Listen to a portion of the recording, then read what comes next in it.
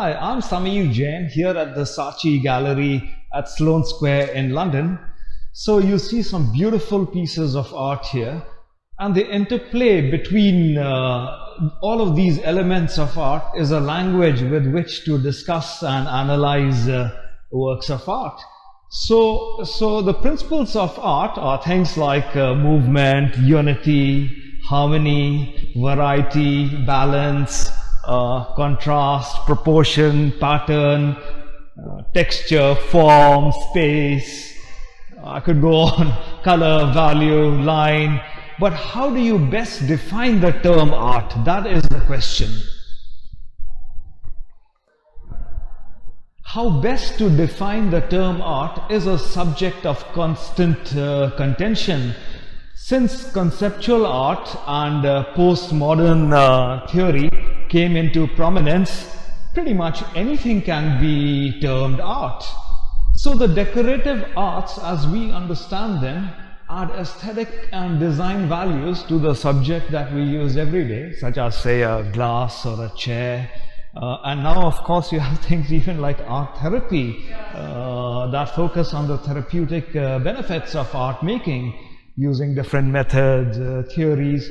So I guess it can be said that the fine arts represent an exploration of the human condition, and in some ways they are also an attempt to arrive at a deeper understanding of life.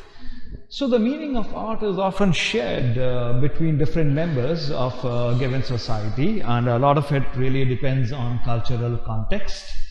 And some purposes of art, and this is a great piece of art, it could be to express or communicate emotions or ideas.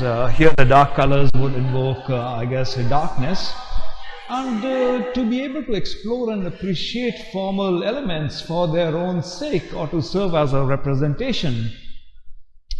My own view is art at its simplest is a form of communication and means whatever it is intended to mean by the artist, or it also lies in the eye of the beholder.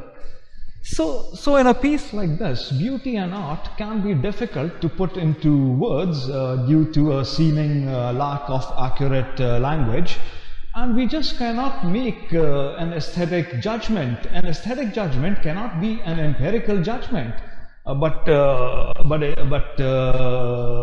it must instead be processed on a more intuitive level. So if you're a purist, you would say that aesthetics is the branch of philosophy that deals with nature, with the appreciation of art, taste, and it is, I guess, central to any exploration of art. Immanuel Kant said the aesthetic experience of beauty is a judgment of the subjective but common human truth.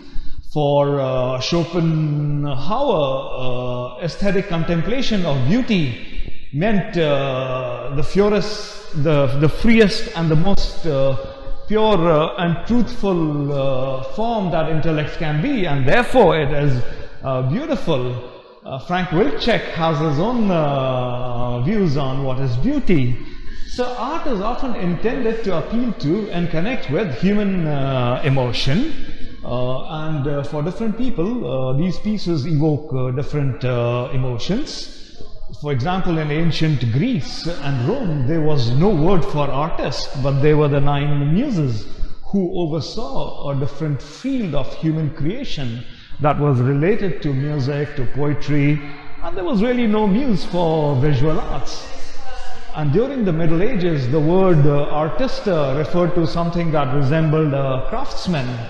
So the first division into major and minor arts goes back to the 1400s. Some people say it started with the work of Leon Battista Alberti, and I'll be showing you that later. So the European academics of the 16th century formally solidified the gap between the fine and the applied arts, which exist in varying degrees even to this day. So currently, and if you are here in this wonderful Saatchi gallery, An artist can be defined as anyone who calls himself or herself an artist.